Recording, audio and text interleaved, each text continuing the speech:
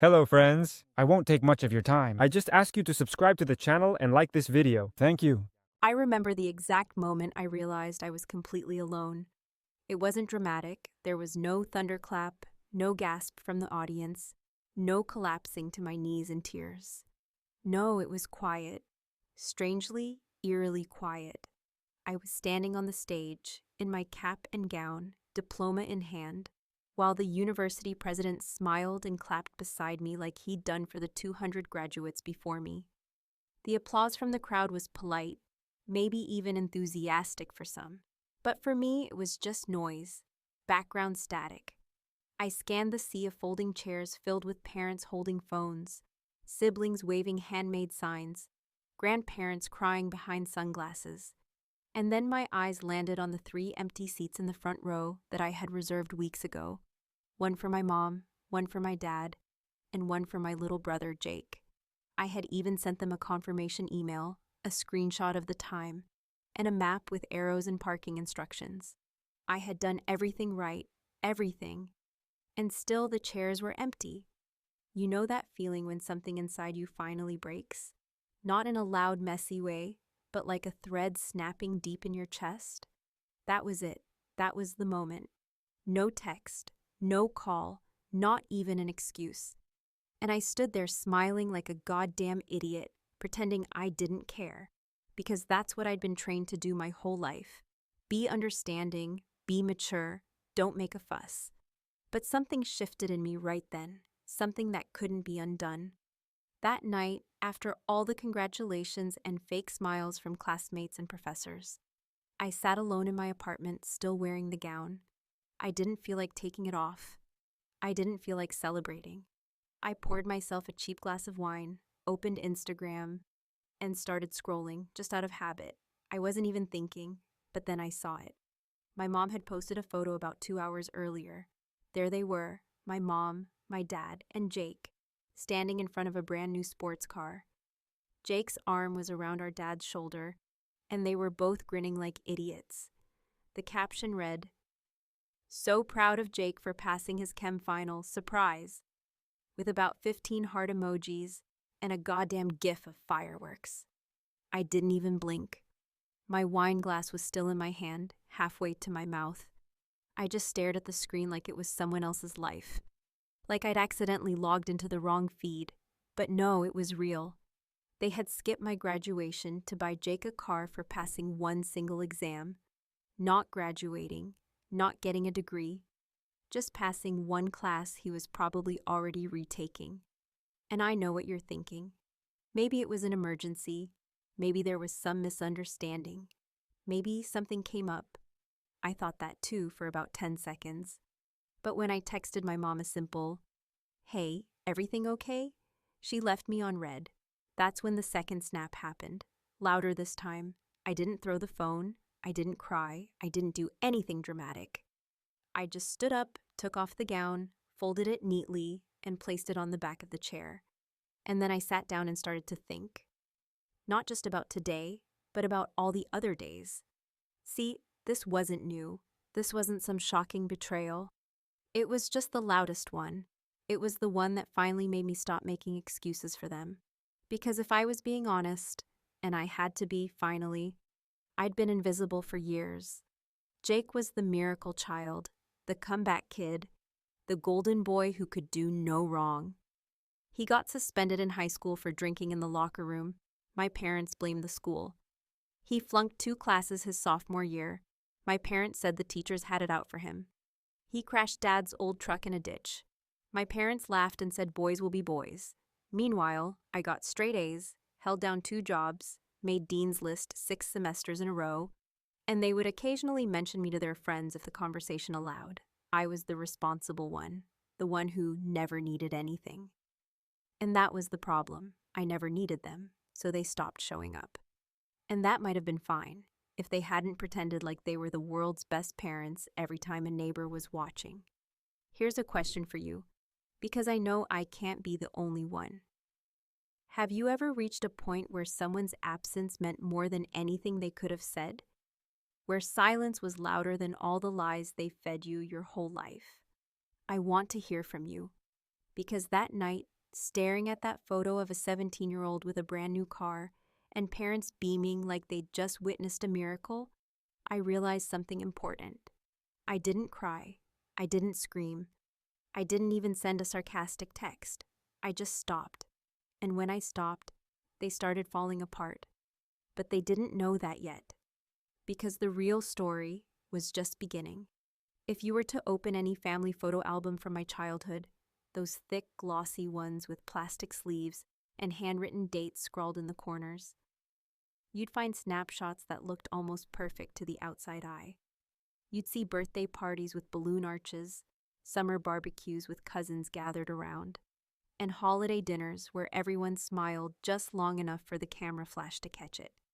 But if you looked closely, just beneath the surface of every carefully composed picture, you'd start to notice a pattern. In nearly every photo where Jake is present, he's centered, arms thrown around someone, grinning wide, the focal point of attention. Me? I'm often on the edge, half-cropped, sometimes holding a plate, sometimes carrying a younger cousin, sometimes looking somewhere else entirely, like even I understood back then that I wasn't the main character in my own family. Jake was born 3 years after me, and from the very beginning, it was like the entire world bent in his direction. I don't blame him for it, not entirely. He didn't choose to be the golden child, the constant recipient of second chances, applause, and unearned praise.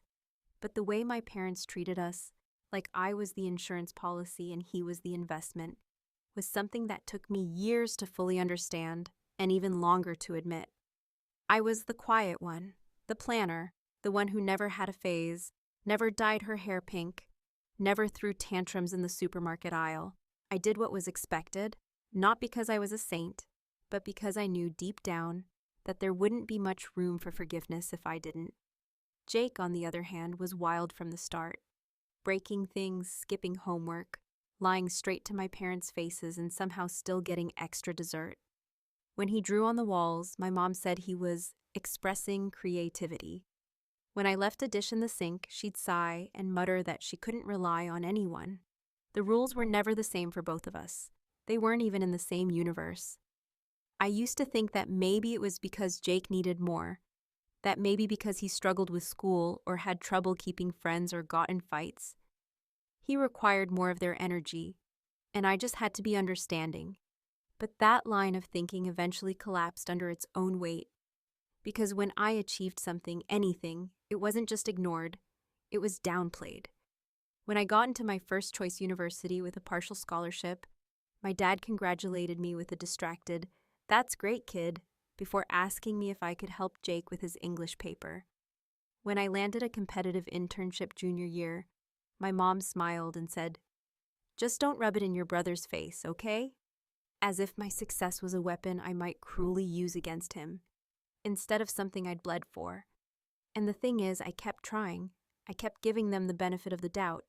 I told myself that all families were messy, that favoritism was normal, that being the dependable one was something to be proud of.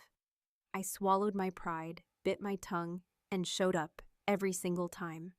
I was there at Jake's football games even though he barely acknowledged me in public. I helped him study for exams I knew he wouldn't pass because he didn't care to. I even gave him money once when he lost his wallet for the 3rd time in a month and didn't want our parents to find out. I did all of this, not because I thought he'd change, but because I was terrified of what would happen if I didn't. So when they skipped my graduation and handed Jake the keys to a brand new car for passing one chemistry exam, a class I had helped him cram for, I wasn't surprised. I was exhausted. I was done. That photo on Instagram wasn't just another slap in the face. It was the final, irreversible confirmation of something I had known deep in my bones since I was 12. I could never win in that house, not because I wasn't enough, but because they had already decided who mattered more. I stared at that picture for a long time, longer than I should have. My thumb hovered over the comment box, then the message icon, then the call button. I almost asked them why. I almost gave them one more chance to say something, anything, that might soften the blow. But I knew what they'd say. My mom would hit me with that breathy, defensive tone and tell me I was being too sensitive, My dad would mutter something about how they were so proud of me too, and I just happened to be more independent. Like that was a curse I chose. And Jake? He probably wouldn't even notice anything was wrong. So instead of answering, I deleted the family group chat from my phone without saying a word. I opened my contacts, scrolled to mom, paused, and then hit block. Then dad, then Jake. I logged out of Instagram, deactivated my Facebook, and made a private email that didn't include my last name. I changed my phone number 2 days later and didn't share it with a single relative. I called it radical silence. And for the first time in years, I slept like a stone. No dreams, no panic.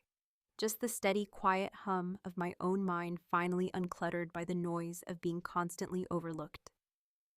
Cutting off your family is one of those things people talk about like it's nuclear, like it's the final catastrophic act of a broken person. But for me, it wasn't a scream. It was a whisper. It was the smallest, most decisive gesture I had ever made. Because the truth is, the real damage wasn't done in one big moment.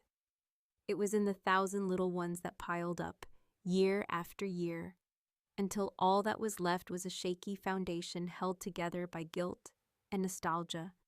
And when I disappeared, truly disappeared, they didn't notice right away. They didn't panic, not yet. That came later, but I could feel it coming, like a storm building on the edge of the horizon, and I wasn't afraid of it. I was ready to let it hit. There was something strangely satisfying in the act of vanishing, not in a theatrical, attention-seeking way, not in the way people post vague, cryptic messages before taking a break from social media, hoping someone will beg them to stay, but in a clean, deliberate, almost surgical kind of silence, the kind that doesn't ask for anything, doesn't offer explanations, and doesn't leave breadcrumbs to follow. I didn't leave a note on the fridge. I didn't send a long message full of carefully worded disappointments. I didn't announce my exit like a martyr craving sympathy. I just stopped showing up. One day I was in their lives, and the next, I wasn't. I took a job offer in Seattle that I'd originally turned down because it was too far and too expensive, and would make it hard to come home for the holidays. All phrases I'd used to pretend I cared about the proximity to my family, when in reality, I was just trying to contort myself into someone they might finally prioritize. This time, I accepted the offer without hesitation. I packed my one-bedroom apartment in 2 nights, gave my landlord 30 days' notice, and drove west with nothing but my degree, my laptop, and a playlist that ranged from angry girl rock to ambient jazz, depending on the mile marker and my mood. No tears, no looking back, just the long, quiet hum of the freeway and the growing sense that for the first time in my adult life, I was not tethered to anyone's expectations. I didn't tell my coworkers. I didn't post an update. I ghosted everyone who might report back to my mother's ever-vigilant network of family spies. I created a new email. I locked down my LinkedIn. I let my new address exist in digital limbo, tied only to the job that paid me and the lease that housed me. Seattle was damp, gray, and smelled constantly of ocean and rain, but I loved it. The way the fog curled around buildings in the morning, the way people minded their own business, the anonymity. It was like being born again. But without the pain and screaming, just peace. It took about 3 weeks for the first ripple to reach me. I hadn't planned on hearing anything, but there are always cracks, tiny slivers in even the most careful silence. I had forgotten to disconnect my old voicemail, and one afternoon, during a walk near the docks, I checked it out of morbid curiosity. There were 6 messages from my mom, starting with a casual, "Hey, just checking in," and ending with a clipped, irritated, "You could at least let us know you're alive." The last one was from a number I didn't recognize. A soft voice I later realized belonged to my mother's best friend, Linda, the same woman who once told me I'd make a lovely secretary if I didn't push myself too hard. Linda's voice cracked halfway through the message as she said, "Your mom's not doing well, sweetheart. She had a panic attack last night. They think it's stress. She keeps asking if you're safe." I listened to that message twice, not because I was worried, but because I couldn't decide if I should feel something. Guilt, maybe, or rage, or shame. But all I felt was numb, not cold, not uncaring, just still. Like I was watching a play I'd seen a dozen times, only this time I knew how it ended. My mom wasn't panicking because I was gone. She was panicking because she couldn't explain it to anyone else. Her entire identity was built on being the kind of mother who gave her all, who sacrificed everything for her children. She'd spent years polishing that story like silverware, and now it had a crack she couldn't buff out. I had walked away, and I hadn't even given her the satisfaction of a goodbye. They hadn't earned one. Jake didn't call. Of course he didn't. He was too busy living the life they had carved out for him, failing upward, partying through his 20s in a car someone else paid for, always landing on his feet because someone would be there to cushion the fall. I imagined him casually scrolling his feed, noticing I'd gone dark, shrugging, and moving on without a second thought. That's the thing about being invisible your whole life. When you disappear, no one notices right away. But the silence started to work its magic. A month passed, and I got an email, one I hadn't expected. It was from my father, the subject line just my name, nothing more.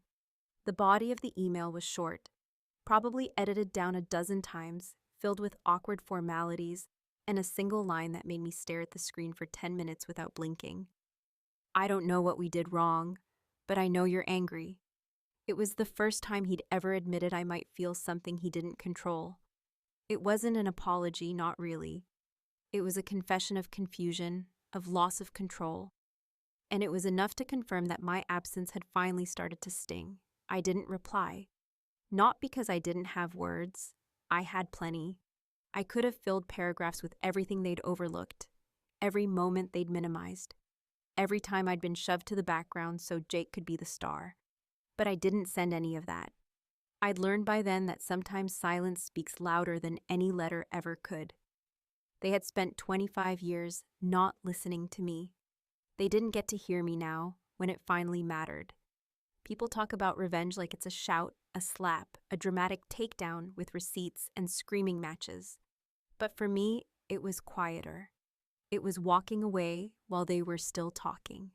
It was removing myself from their story before they had a chance to edit the ending. And as I watched the Seattle skyline blur past my bus window one rainy evening, I realized I wasn't angry anymore.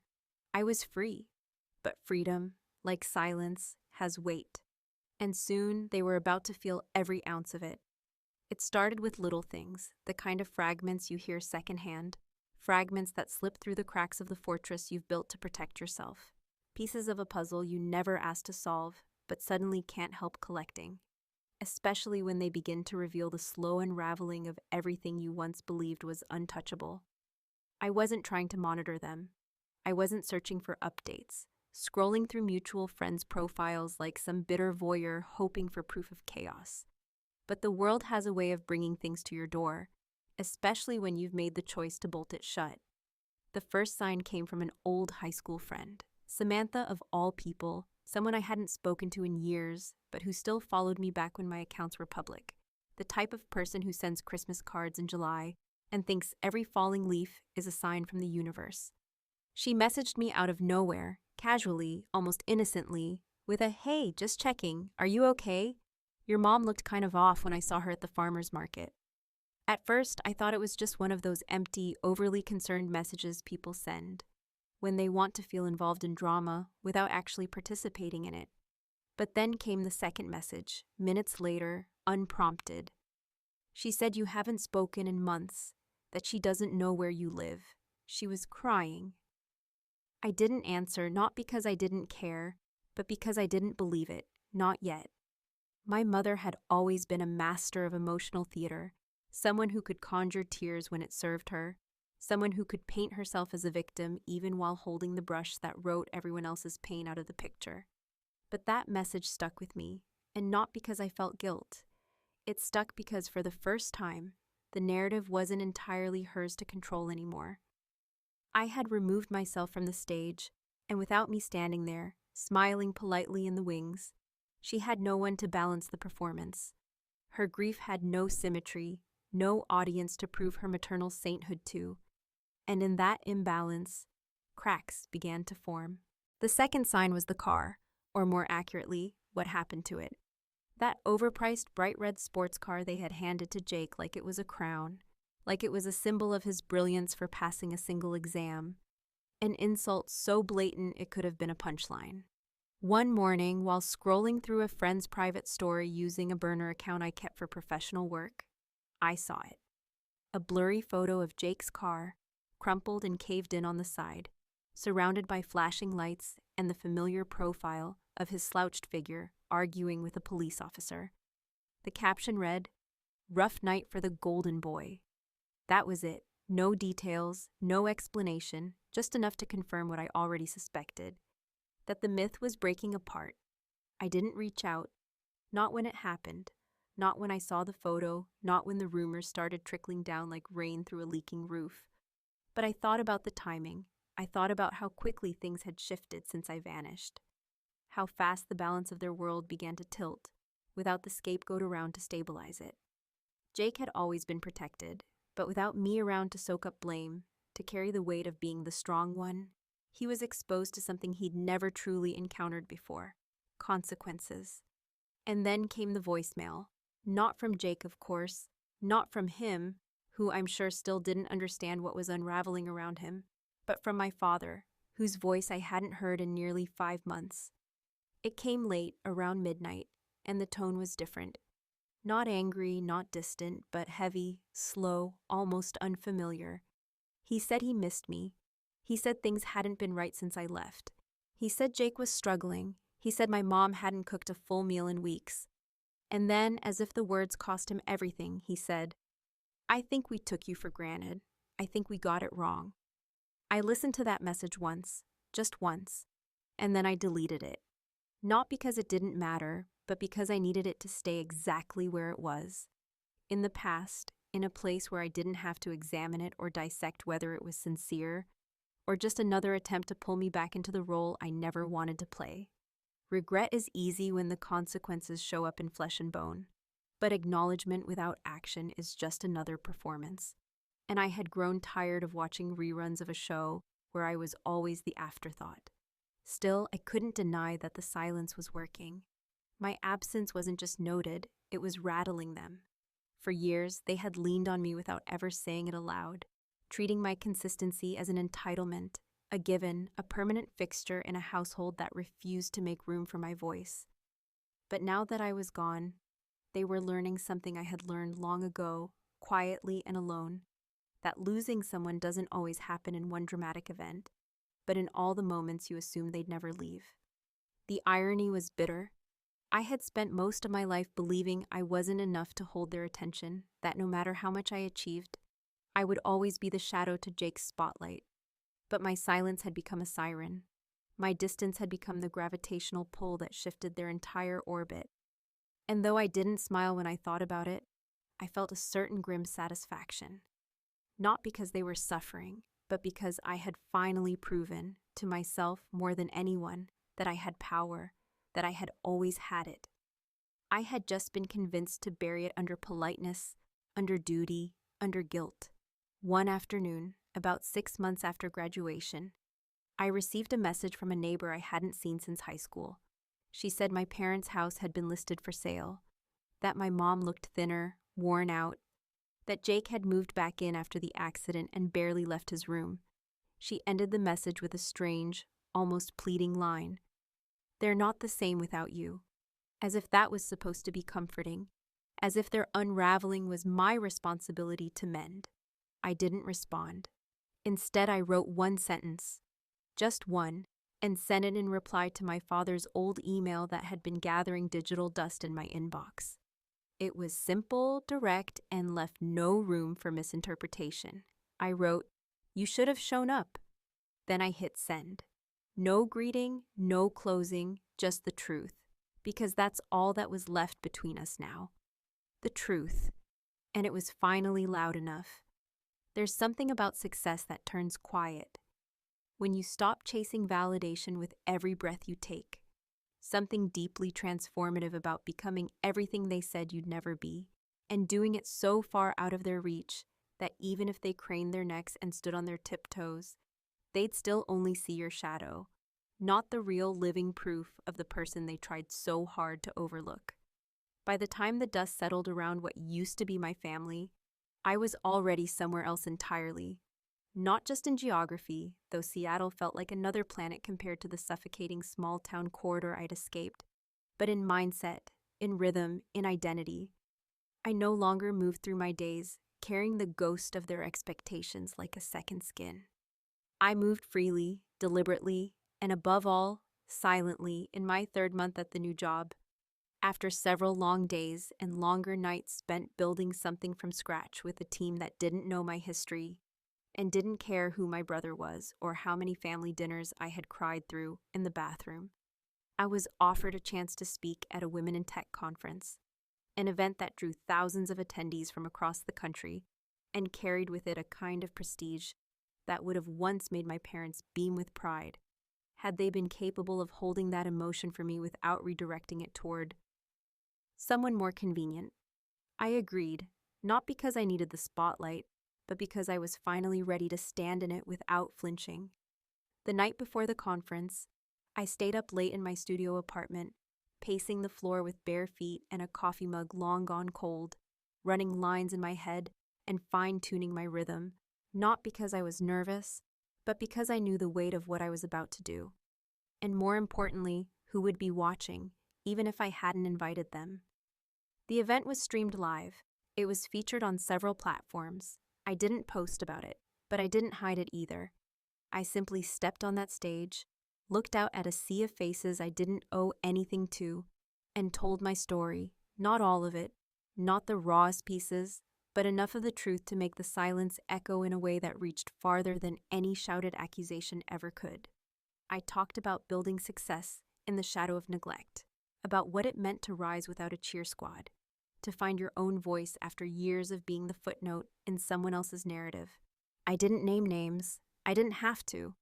I knew the people who mattered would recognize themselves in my words, and I knew the people who needed it, people like me sitting in their own quiet storms, would hear something they could hold on to. When I finished, there was applause, of course, but I wasn't listening for that. I was listening for the click, the shift, the moment the old version of me would finally fall away completely. It came 3 days later. I had just returned from a morning walk when I found the message waiting in my inbox. This time not from my parents, not from any familiar address, but from someone I hadn't seen since high school. He was a neighbor, quiet, a few years older, someone who used to fix his dad's car in the driveway and occasionally nod at me when we passed on the sidewalk. His message was brief, almost hesitant. He said he'd watched the conference online, not realizing until halfway through that the speaker was the girl next door who always seemed too smart for that town. He said he'd shown the video to his wife, who cried during the second half. And then, at the very end, he wrote one sentence that landed heavier than anything I'd heard from my actual family. "You made it out, and you didn't burn it all down. But damn, they're choking on the smoke." That was the first time I smiled. Not a bitter, tight-lipped smirk, but a real smile, the kind that comes when you realize you don't have to scream to be heard. I didn't reply, I didn't forward the message. I just saved it quietly, a small trophy in a war I had won, without ever raising my voice. A week later, I found myself back in my hometown, not by design, but by necessity, for a work-related detour that forced me into familiar streets and old ghosts. I didn't plan to drive past the house. I didn't rehearse anything. It just happened. A left turn out of muscle memory. And before I knew it, there it was, the 2-story colonial with the cracked shutters and the garden that had once been my mother's pride, now overgrown and silent. I parked across the street, engine humming, watching the windows for signs of life, and then I saw her. My mother. She stood behind the curtain, her face paler than I remembered, thinner too, her expression unreadable. She didn't move, didn't wave, just stood there, like a portrait from another life. I didn't raise a hand. I didn't start the car right away. We just stared at each other across the years and silence, across the weight of everything that had never been said. And in that moment, I realized she wasn't waiting for me to forgive her. She was waiting to see if I would come back. I didn't. I put the car in drive and pulled away without looking back. Not because I wanted to hurt her, but because I had finally understood that walking away wasn't the revenge. It was the recovery. The real revenge was thriving without their approval. It was finding peace in places they never thought to look. It was proving that their absence wasn't a wound. It was a window. And as I merged back onto the highway, sun breaking through the clouds like a quiet promise, I whispered something to myself. Not out loud, not for anyone else to hear, but for me, to mark the ending not with an exclamation, but with a truth I had earned one step at a time. I didn't need to slam the door. I just stopped knocking.